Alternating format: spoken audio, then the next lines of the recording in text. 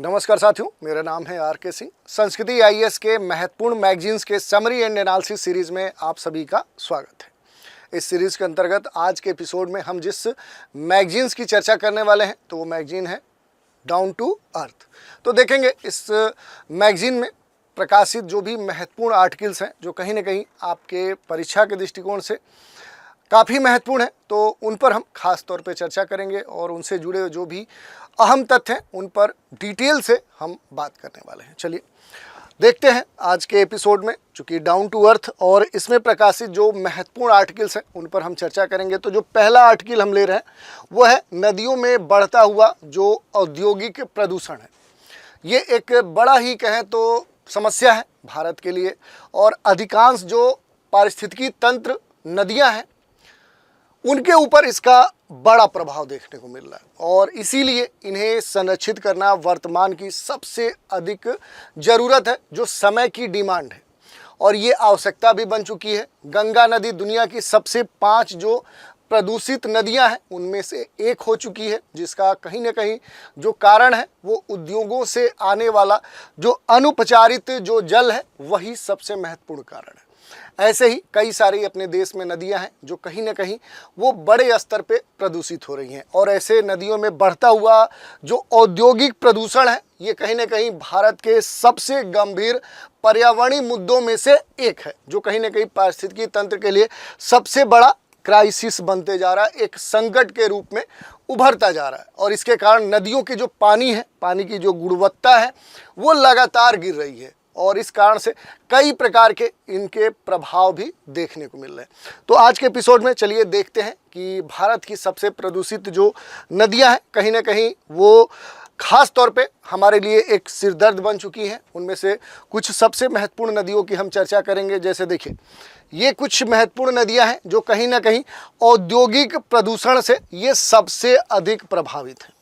जो industrial pollution है उससे सबसे अधिक प्रभावित नदियों में ये कुछ भारत की सबसे महत्वपूर्ण नदी है।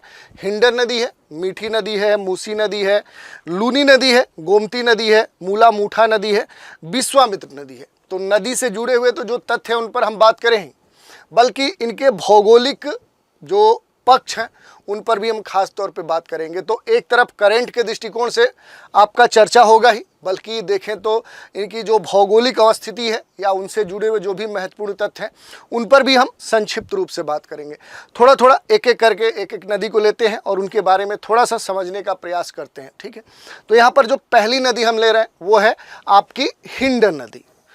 कहें तो बड़ा ही महत्वपूर्ण नदी है, और इसको आप देखेंगे तो देखिए, अगर हम इसके उद्गम की बात करें कि ये जो नदी है इसका उद्गम कहाँ पर होता है, तो देखिए उत्तर प्रदेश और उत्तराखंड, उत्तर प्रदेश और उत्तराखंड की सीमा पर आप देखेंगे तो यहीं से जो अपर शिवालिक है, जो यहाँ पर अपर शिवालिक है, ये देखिए यहाँ पर ये दिखाया गया है पर्वत शिवालिक जो रेंज है यहीं से ये निकलती है। खासतौर पे यूपी का जो यहाँ पर सहारनपुर ज़िला है, जो सहारनपुर डिस्ट्रिक्ट है वहीं से ये नदी निकलती है, और फिर 400 किलोमीटर की यात्रा करते हुए आगे आकर फिर जो यमुना नदी है, जो कि देखें तो यहाँ पर यमुना नदी नोएडा में मिल जाती है। जो गौतम बुद्ध नगर है, जो डिस्ट्रिक्ट है, उसका जो नोएडा जो सिटी है उसी के पास ये यमुना नदी में आकर हिंडन नदी मिलती है। इसका मतलब यही हुआ कि जो हिंडन नदी है ये क्या है, यमुना की सहायक नदी है। तो ये बड़ी ही महत्वपूर्ण नदी है। इसके अलावा देखें तो इसकी विशेषता ये है कि ये मूल रूप से क्या है कि वर्षा आधारित जल पर ये आश्रित नदी है, यानी वर्षा जल से पोषित ये नदी है, ये भी इसकी एक विशेषता है। तो ये वर्षा जल से क्या है, पोषित एक भारत की महत्वपूर्ण इस समय औद्योगिक प्रदूषण से संबंधित नदी है। इसके अलावा अगर इसकी सहायक नदियों की बात करें तो देखिए, इधर से एक नदी आकर मिलती है जो कि काली रिवर है, और दूसरे तरफ से देखेंगे तो इधर से भी एक नदी आकर मिलती है जो कि कृष्णा रिवर है। तो 2 नदियां इससे आकर मिलती हैं। इसके अलावा देखें तो जो सबसे महत्वपूर्ण जो आज हमारे चर्चा का विषय है, कहीं ना कहीं पर्यावरण संबंधित जो मुद्दा है उस दृष्टिकोण से ये नदी भारत की देखें तो सबसे अधिक औद्योगिक प्रदूषित नदी बन चुकी है। कहीं ना कहीं शहरी कृषि औद्योगिक जो अपशिष्ट हैं उनको बिना उचित उपचार किए इसके जल में बहा दिए जाने के कारण जो हिंडन नदी है ये बहुत अधिक प्रदूषित हो चुकी है। और इसी कारण से कहीं न कहीं ये यमुना में मिल रही है और यमुना गंगा से मिल रही है। तो इस कारण से देखें तो जो गंगा बेसिन का क्षेत्र है वो भी कहीं न कहीं प्रदूषित हो रहा है। इस नदी यानी हिंडन नदी के किनारे कई सारे जो औद्योगिक जिले हैं वो अवस्थित हैं और इसी कारण से कहें तो बड़े स्तर पे इसमें प्रदूषण हो रहा है।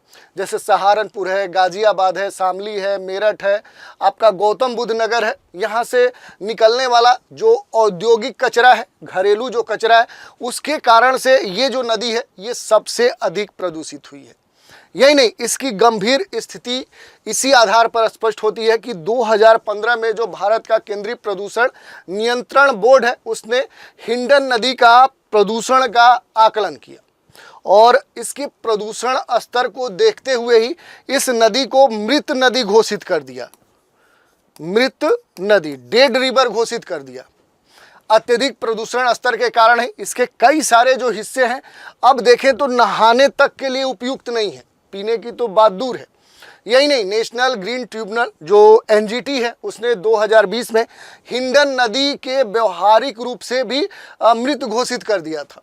ट्रिब्यूनल ने पर्यावरण और सार्वजनिक स्वास्थ्य के हित में देखें तो हिंडन को स्वच्छ जल बहाल करने की आवश्यकता पर खास तौर पे जोर दिया था। और इसी कारण से कहीं न कहीं ट्रिब्यूनल के अनुसार देखें तो इसकी जो सहायक नदियां हैं उन पर भी बड़े स्तर पर प्रदूषण का प्रभाव देखने को मिल रहा है। और इसी कारण से जो एक्सपर्ट्स हैं, जो विषय विशेषज्ञ हैं, उनका ये कहना है कि जो हिंडन नदी है, हिंडन नदी होने के मापदंडों को पूरा ही नहीं करती है। और कहीं न कहीं अब ये जो नदी है ये घरेलू और औद्योगिक जो अपशिष्ट हैं उनके इस नदी में बहने के कारण ये सबसे अधिक प्रदूषित नदियों में अब शामिल हो चुकी है। तो इसी से अंदाज़ा लगा सकते हैं कि अपने देश में जो नदियों की स्थिति है वो क्या है। इसके अलावा देखिए एक दो और नदियाँ हैं, जैसे मीठी नदी है, मूसा नदी है, इन पर भी थोड़ा सा हम चर्चा करने का प्रयास करते हैं। देखिए मीठी नदी की बात करें कि जो ये मीठी रिवर है, आप देखिए यहाँ पर इसकी अवस्थिति है। अगर इसके बात करें कि ये जो नदी है ये कहाँ से निकलती है तो यहाँ पर देखिए दो झील आपको देखने को मिलेगी, बिहार लेक और पवई लेक, ये दोनों लेक्स हैं। इनके मुहाने से ये झील निकलती है और फिर यहाँ से आगे बढ़ते हुए आप देखेंगे तो महिम जो क्रीक है यहाँ पर इस नदी का निकास हो जाते हैं। औद्योगिक इकाइयों से निकलने वाला जो अपशिष्ट है खास तौर पे वो इस नदी में प्रवाहित होता है और कहीं न कहीं यहाँ से बहते हुए फिर ये इधर देखेंगे तो अरब सागर में निकलता है। लेकिन उस तक पहुँचने से पहले ये जो नदी है वो एक तरह से जो प्रदूषित कचरा है, जो औद्योगिक कचरा है, उस कारण से इसकी जो स्थिति है वो एक नाला की तरह रह गई है। और वर्तमान में ये जो नदी है अब नदी नहीं बल्कि एक नाला बन चुकी है। इसी से आप अंदाज़ा लगा सकते हैं कि यहाँ पर प्रदूषण की स्थिति क्या है। एक और नदी है, देखिए ये मूसी नदी है, बड़ा ही चर्चा में रहने वाली नदी है। मूसी क्या होती है कि एक तरह से देखें तो आकर कृष्णा में मिल जाती है। मूसी नदी की बात करें कि आखिर ये कहाँ से निकलती है तो इधर आप देखेंगे तो यहाँ पर एक महत्वपूर्ण कह सकते हैं पहाड़ी देखने को मिलेगी, अनंतगिरी, वहीं से ये निकलती है। हैदराबाद से देखेंगे तो लगभग 60 किलोमीटर की दूरी से ये निकलती है और हैदराबाद से होते हुए आगे बढ़ते हुए ये फिर आकर आप देखेंगे तो कृष्णा में मिल जाती है। लेकिन कृष्णा नदी में मिलने से पहले बड़े स्तर पे इस नदी में जो सीवेज है, जो घरेलू कचरा है, जो इंडस्ट्रियल कचरा है, वो इसमें बहाया जाता है। और इस कारण से देखें तो ये जो मूसी नदी है ये भी काफ़ी प्रदूषित हो चुकी है। और भारत में देखें तो इंडस्ट्रियल जो कचरा है उससे सबसे अधिक प्रभावित नदियों में से एक नदी ये भी है। अब देखिए हमने 3 नदियों की बात कर ली, हिंडन नदी, मीठी नदी और मूसी नदी। ठीक ऐसे ही एक और नदी है जो काफ़ी प्रदूषित है, उसका नाम है लूनी नदी। लूनी नदी की बात करें तो इसका जो संबंध है वो कहाँ से है तो इसका जो संबंध है वो राजस्थान से है। राजस्थान में प्रवाहित होने वाली नदी है। यहाँ पर जो अरावली पर्वत है उसी के नाग पहाड़ से, जो नाग हिल है, नाग जो पहाड़ है वहीं से ये नदी निकलती है और फिर आगे बढ़ते हुए कच्छ के रण में जाते जाते ये क्या हो जाती है, कच्छ के रण में ये विलुप्त हो जाती है।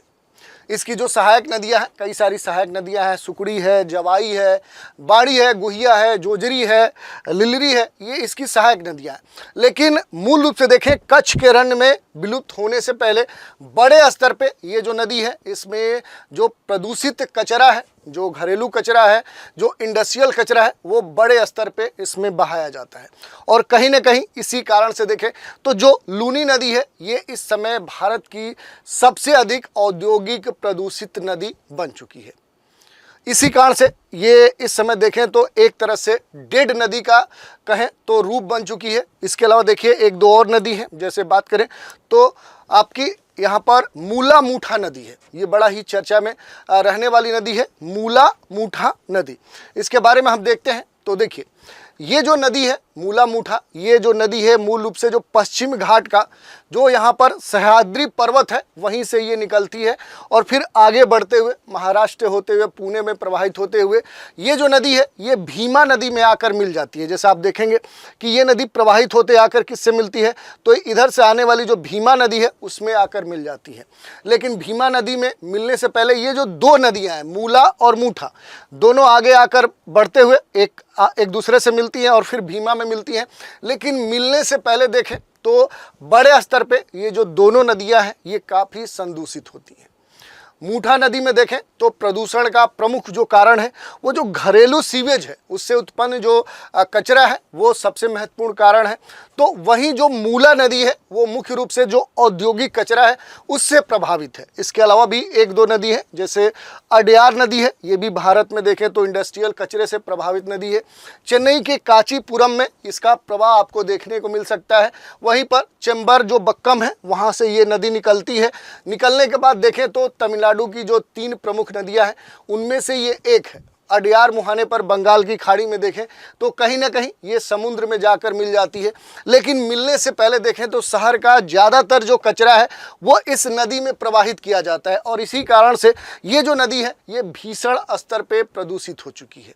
और इसके अलावा देखिए एक और नदी है विश्वामित्र नदी, ये भी बहुत प्रदूषित होती हुई नदी है। इसमें देखें तो विश्वामित्र जो नदी है खास तौर पे इसका जो नाम है विश्वामित्री भी कहा जाता है वहाँ के स्थानीय भाषा के लोग जो हैं। और इसकी जो उत्पत्ति होती है वो कहाँ से होती है, तो यहाँ पर जो पावागढ़ है, पावागढ़ से ये निकलती है और फिर पश्चिम और दक्षिण ढलानों से होते हुए आगे बढ़ती है। वडोदरा शहर से पश्चिम की ओर प्रवाहित होती है और फिर आगे देखें तो बढ़ते हुए खंभात की खाड़ी में इसका निकास होता है। लेकिन खंभात की खाड़ी में मिलने से पहले ये जो नदी है इस नदी में बड़े स्तर पे देखें तो जो इंडस्ट्रियल कचरा है वो इसमें पहुँचता है और उस कारण से ये बड़े स्तर पर कहें तो प्रदूषित हो चुकी है। इसके अलावा भी देखें तो यहाँ एक दो और नदियाँ हैं, जैसे बात करें तो जो गोमती नदी है वो भी काफ़ी कहें तो प्रदूषित नदी है। गोमती नदी की बात करें तो देखिए जो गोमती नदी है इस नदी का जो संबंध है वो किस राज्य से है, तो बात करें तो मूल रूप से ये जो नदी है ये फुलहर ताल से निकलती है।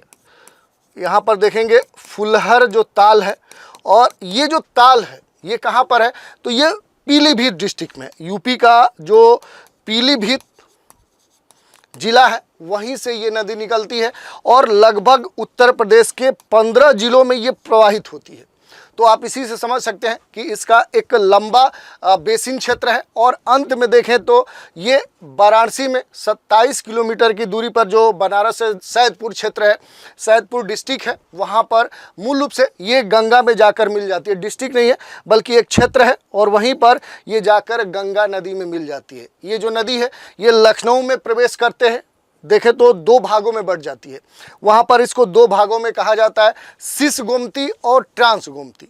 जो ट्रांस गोमती है वो अधिक नियोजित है, लेकिन लखनऊ में जो सिस गोमती है वो पुरानी कॉलोनियों से होकर निकलती है और इसी कारण से वहाँ पर बड़े स्तर पे इस नदी में जो कचरे हैं वो प्रवाहित किए जाते हैं। और इसी कारण से देखें तो अब ये जो नदी है काफ़ी प्रदूषित नदियों में है। यही नहीं, चूँकि ये कई सारे जो डिस्ट्रिक्ट्स हैं यूपी के उनसे प्रवाहित होती है और इस कारण से भी इस नदी में देखें तो बड़े स्तर पे जो इंडस्ट्रियल कचरा है वो प्रवाहित किया जाता है और इस कारण से ये जो गोमती नदी है ये काफ़ी प्रदूषित हो चुकी है। तो ये हमने देख लिया कि भारत में जो इंडस्ट्रियल कचरे से सबसे अधिक प्रभावित जो नदियाँ हैं उनके बारे में हमने चर्चा कर लिया। अब थोड़ा देखें कि नदी प्रदूषण के क्या प्रभाव होते हैं, तो बहुत सारे प्रभाव होते हैं। ये जो प्रभाव है कहीं ना कहीं देखें तो इनके समाधान का कारण भी है कि अगर हम इन पर काम करें तो ये जितने प्रभाव हैं ये समाप्त हो सकते हैं। थोड़ा सा इन पर चर्चा करते हैं कि नदी प्रदूषण के कौन से प्रभाव होते हैं। तो देखिए, सबसे अधिक जो प्रभाव होगा वो खाद्य श्रृंखला पर पड़ेगा। जो फूड चेन है उसके ऊपर नकारात्मक प्रभाव पड़ता है, जो हेल्थ है उसके ऊपर निगेटिव इम्पैक्ट पड़ता है, जो समुद्री जैव विविधता है उसके ऊपर प्रभाव होता है, जो पेयजल है उस पर इसका प्रभाव पड़ता है, कृषि भूमि पर पड़ता है, कृषि भूमि में प्रदूषण होता है, मछली पकड़े जाने वाले जो समुदाय हैं उनको आर्थिक नुकसान होता है। थोड़ा थोड़ा इन पे चर्चा कर लेते हैं। देखिए, अगर फूड चेन की बात करें तो औद्योगिक प्रदूषण से पारिस्थितिकी तंत्र और जो खाद्य श्रृंखलाएं हैं वो नकारात्मक रूप से प्रभावित होती हैं, जिससे जो जलीय प्रजातियां हैं वो सबसे अधिक नष्ट होती हैं और कहीं ना कहीं नदी का जो समग्र जो हेल्थ है, जो पूरा एक इकोसिस्टम है वो प्रभावित होता है। और एक समुदाय के प्रभावित होने से, एक तंत्र के प्रभावित होने से दूसरा तंत्र भी प्रभावित होता है। यही नहीं, देखिए स्वास्थ्य पर भी निगेटिव इम्पैक्ट पड़ता है। नदियों का जो प्रदूषित पानी है वो जल जनित जो बहुत सारी गंभीर बीमारियां हैं उनके उत्पन्न करने में सबसे प्रमुख कारण है। और प्रदूषित नदियों के पास रहने वाले जो लोग हैं कहीं ना कहीं इसी कारण से गंभीर समस्या से जूझ रहे हैं, पीड़ित हैं। उनमें त्वचा रोग, श्वसन संबंधित रोग या कहें इस तरह की कई सारी जो स्किन से संबंधित बीमारियां हैं वो देखने को मिली है। ऐसे ही देखिए, समुद्री जैव विविधता पर बड़े स्तर पर प्रभाव पड़ता है, क्योंकि उद्योग जो इंडस्ट्री है वहाँ से निकला हुआ जो अपशिष्ट अनुपचारित जो जल है उसके साथ समुद्र में गिरने से कई सारी जो नदियाँ हैं उनका जो वहाँ पर जो बायोडाइवर्सिटी है वो प्रतिकूल रूप से प्रभावित होता है। बड़े स्तर पर देखें तो पेयजल संकट की स्थिति अब उत्पन्न हो रही है, क्योंकि जिन नदियों का उपयोग उन क्षेत्रों के रहने वाले जो लोग हैं वो कहीं ना कहीं पेयजल के रूप में करते थे, वहाँ अब स्थिति पूरी तरह से उलट चुकी है। वर्तमान में उन क्षेत्रों में देखें तो प्रदूषण की वजह से ये जो पेयजल के रूप में नदियों का जल उपयोग किया जाता था अब वो स्थिति नहीं रह गई है। कृषि भूमि में भी प्रदूषण की समस्या देखने को मिल रही है। सिंचाई के लिए नदी का जो जल है वो प्रयोग किया जाता था, लेकिन अब इन जल का प्रयोग करने से जो मृदा है, जो फसलें हैं वो प्रदूषित हो रही हैं, दूषित हो रही हैं, जिससे कृषि उत्पादकता पहले से कम हो गई है। स्वास्थ्य पर भी जोखिम उत्पन्न होने की समस्या देखने को मिल रही है। और बड़े स्तर पर मछली पकड़ने वाले जो समुदाय होते थे कहीं ना कहीं उनके ऊपर जो आर्थिक नुकसान है वो अब भारी पड़ रहा है। प्रदूषण के कारण जो मछलियां हैं, वो अन्य जो जलीय जीव हैं वो एक तरह से डेड हो जा रहे हैं। और इस कारण से देखें तो मछली पकड़कर अपना जो जीवन निर्वहन चलाने वाले जो समुदाय हैं अब वो कहीं ना कहीं उनका जो आजीवन है, जो उनकी जीविका है वो अब संकट में आ चुकी है। तो ये कुछ महत्वपूर्ण कारण है। इसके अलावा थोड़ा सा इसके समाधान की बात करें तो देखिए, औद्योगिकरण को देश के समग्र विकास का एक प्रमुख साधन माना जाता है, लेकिन ये रोजगार प्रदान करने में भी एक तरह से महत्वपूर्ण साधन है, किंतु इस समय इसका जो प्रभाव है वो पूरी तरह से नकारात्मक रूप से बदलता जा रहा है। और इसके कारण से वातावरण, नदियाँ और जो भूजल है उस पर बड़े स्तर पे पड़ रहा है। लेकिन कुछ उपाय किए जा सकते हैं जिससे इस पर कंट्रोल किया जा सकता है। जैसे देखें तो विनियामक जो ढांचे अपने देश में रेगुलेशन के स्तर पे उनको अगर मजबूत किया जाता है, जैसे उद्योगों से निकलने वाले जो प्रदूषक हैं उनको नियंत्रित करने के लिए खास तौर पे कोई कानून, कोई नियम अगर बने तो कहीं ना कहीं इन पर कंट्रोल किया जा सकता है। ऐसे ही देखिए, अपशिष्ट जल उपचार जो संयंत्र है उनकी क्षमता में अगर वृद्धि की जाए। वर्तमान में जितने भी जल उपचार संयंत्र अपने देश में अलग अलग स्थानों पर लगे हैं, अगर उनकी क्षमता, उनकी संख्या में वृद्धि की जाए तो इस कारण से कहीं ना कहीं ये जो उपचारित जल है ये होने से समस्या कम हो सकती है। स्वच्छ जो प्रौद्योगिकी है उसको बढ़ावा दिया जाए, विभिन्न जो उद्योग हैं वहाँ पर जो क्लीन टेक्नोलॉजी है उसका उपयोग किया जाए, उसे बढ़ावा दिया जाए, तो कहीं ना कहीं ये बढ़ावा दिए जाने से स्रोत पर प्रदूषण का जो दबाव है वो कम हो सकता है। अंततः जो नदी है, नदी में निकलने वाला जो प्रदूषण है वो कम हो सकता है और उस कारण से इसका समाधान किया जा सकता है। यही नहीं, अगर अनुपालन के स्तर पर देखें तो अनुपालन को अगर वित्तीय प्रोत्साहन दिया जाए, जो सरकार है, सरकार के द्वारा जो प्रदूषण है नियंत्रण उपायों को अगर यहाँ पर अपनाया जाए तो विभिन्न जो उद्योग हैं उन्हें वित्तीय प्रोत्साहन या सब्सिडी अगर दी जाती है तो कहीं ना कहीं इसका समाधान किया जा सकता है। इसके अलावा सामुदायिक जो भागीदारी है वो भी महत्वपूर्ण है। समग्र दृष्टिकोण को अगर बढ़ावा दिया जा रहा है तब भी कह सकते हैं इसका समाधान किया जा सकता है। जैसे सामुदायिक भागीदारी की बात की जाए तो प्रदूषण की जो निगरानी है, जो रिपोर्टिंग है, वो स्थानीय समुदायों को अगर उसमें शामिल कर लिया जाता है तो इससे जो जवाबदेहिता है, जो पारदर्शिता है वो बढ़ जाएगी और कहीं ना कहीं समाधान में बड़ा ही कह सकते हैं त्वरित समाधान देखने को मिल सकता है। इसके अलावा देखिए, समग्र अगर दृष्टिकोण को अपनाने की बात की जाए तो उद्योगों से निकलने वाला जो प्रदूषण है उसको कम करने के लिए सरकार के द्वारा एक इंटीग्रेटेड अप्रोच अपनाए जाने की आवश्यकता है और कहीं ना कहीं वो अप्रोच अपनाए जाने के बाद ही इसका समाधान किया जा सकता है। तो इस तरह से हमने पूरे टॉपिक की चर्चा कर ली और इस टॉपिक से जुड़े हुए जितने भी अहम पहलू थे उन पर भी हमने बात की। अब दूसरा आर्टिकल देख लेते हैं। दूसरा आर्टिकल है, नदियों में भारी धातु जो संदूषण की समस्या है, ये बड़ा ही गंभीर समस्या है। देखें तो केंद्रीय जल जो आयोग है उसकी जो रिपोर्ट आई थी, status of the trace and toxic metal in reverse of India, वो रिपोर्ट कई सारे ऐसे तथ्यों को उजागर की जो कहीं ना कहीं चौंकाने वाले थे। भारत की लगभग 81 जो रिवर्स हैं, 81 जो रिवर्स हैं और उसकी जो सहायक जलधाराएं हैं, कहीं ना कहीं एक या उससे अधिक हानिकारक धातुओं से, जो हैवी मेटल्स हैं, उनसे प्रभावित हैं। और कहीं ना कहीं वर्तमान में भारत की अनेक कई सारी छोटी बड़ी जो नदियां हैं वो सामान्य प्रदूषण या उसके अलावा देखें तो खतरनाक भारी धातुओं से कहें तो प्रभावित हैं और इसी कारण से बड़े स्तर पे ये जो समस्या है अब भारत में देखने को मिल रही है। थोड़ा सा देखेंगे कि रिपोर्ट में क्या बातें कही गई थी। जो रिपोर्ट्स आई थी, रिपोर्ट्स में ये कहा गया था, और रिपोर्ट्स क्या थी, तो रिपोर्ट्स थी status of trace and toxic metal in reverse of India. इसमें रिपोर्ट्स की जो महत्वपूर्ण बातें हैं उन पर हम चर्चा करते हैं।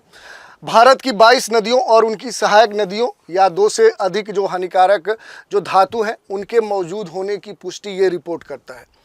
इन नदियों के 37 निगरानी स्टेशनों से लिए गए पानी के जो नमूने हैं उनमें आर्सेनिक, कैडमियम, क्रोमियम, तांबा, लोहा, सीसा, पारा, निकल जैसे जो भारी धातुएं हैं ये पाई गई हैं। उदाहरण के लिए देखें तो दिल्ली में यमुना नदी के वाटर क्वालिटी मॉनिटरिंग स्टेशन से लिए गए नमूने में पारे का जो स्तर है वो भारतीय मानक ब्यूरो के द्वारा निर्धारित सुरक्षित सीमा से 9 गुना अधिक है।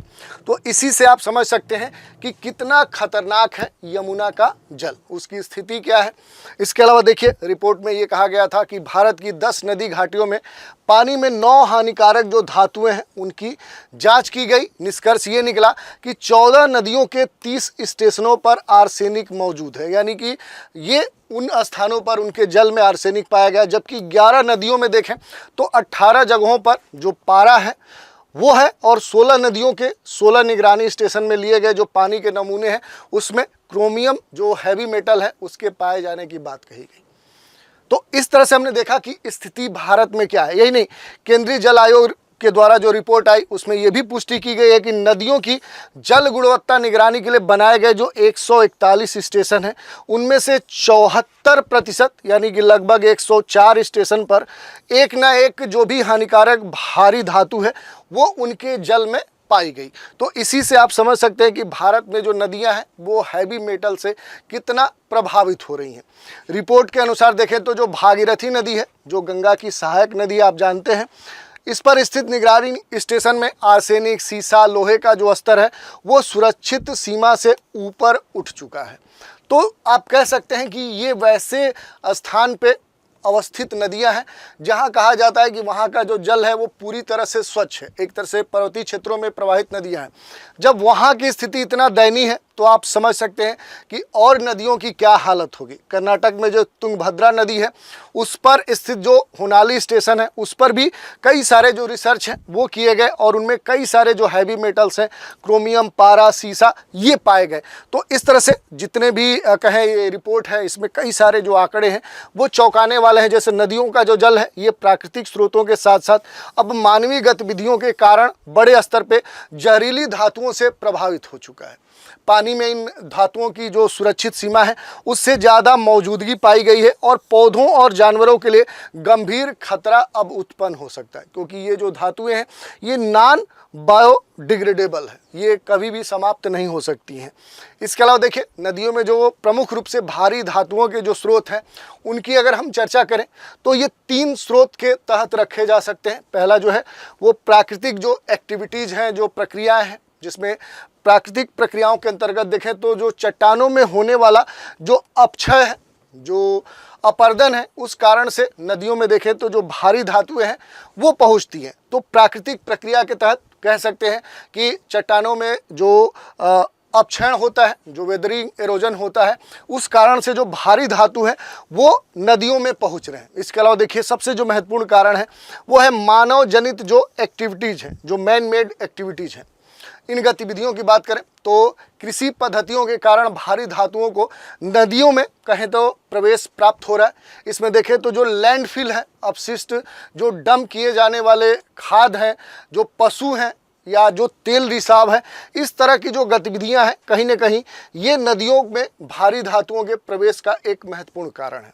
इसके अलावा देखिए जो औद्योगिक अपशिष्ट है ये भी एक बड़ा कारण है। कहीं ना कहीं जो अपने देश में कताई मिल है, जो रंगाई है घरों का, कपास जो मिले हैं, कपड़ा मिले हैं, तेल जो रिफाइनरीज हैं, ऐसे जो इंडस्ट्री है उनसे निकलने वाले अनउपचारित जो जल है उसमें जो उपस्थित जो हैवी मेटल्स हैं या बहुत जो हानिकारक कह सकते हैं केमिकल्स हैं, वो कहीं ना कहीं नदियों में औद्योगिक अपशिष्ट के रूप में पहुंच रहे हैं। तो इस कारण से बड़े स्तर पे इसका प्रभाव भी देखने को मिल रहा है। जैसे भारी धातु प्रदूषण का क्या प्रभाव होगा, तो देखिए कई सारे प्रभाव देखने को मिल सकते हैं। डिटेल में यहाँ पर आपको दिया गया, एक बार डिटेल से इसे आप देख लीजिएगा। देखिए इसके अलावा भी एक दो पॉइंट है। जैसे अगर हम बात करें कि धातु संदूषण को रोकने के लिए देखें तो कम करने के लिए क्या उपाय अपनाए जा सकते हैं, ये एक महत्वपूर्ण विषय है। इसको हम थोड़ा सा डिटेल में देखें। देखिए जो भी विषाक्त धातु हैं, कहीं ना कहीं विषाक्त जो धातुएं हैं ये इनके हानिकारक प्रभाव होते हैं और इन प्रभावों को रोकने के लिए जो अपशिष्ट जल है जिसमें देखें तो भारी धातुओं के जो आयन है कहीं ना कहीं उपलब्ध है, तो उनको हटाने के लिए जो पर्यावरण अनुकूल एवं लागत प्रभावी जो तरीका है वो खोजना सबसे महत्वपूर्ण है।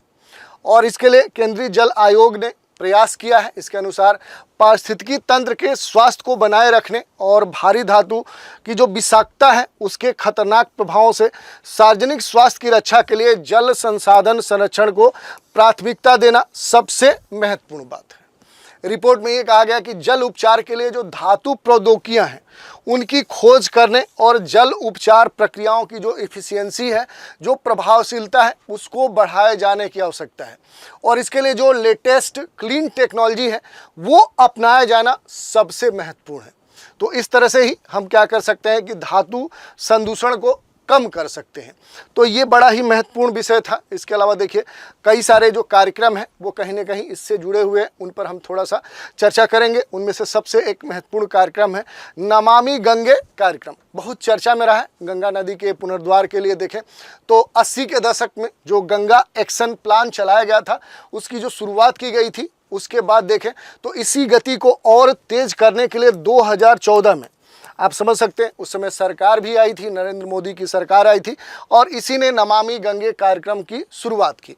इस वर्ष देखें तो नमामि गंगे जो कार्यक्रम है अब लगभग 10 वर्ष पूरे हो चुके हैं और इस कारण से ये चर्चा में भी है। और ये जो कार्यक्रम है जिस उद्देश्य से शुरू किया गया था उसे अभी पूरी तरह से प्राप्त नहीं कर सका है। यानी कि जिस लक्ष्य को ध्यान में रखते हुए ये कार्यक्रम शुरू किया गया था, इसने अभी अपने लक्ष्यों को पूरी तरह से प्राप्त नहीं किया है। इस कार्यक्रम के बारे में थोड़ा सा हम देखते हैं।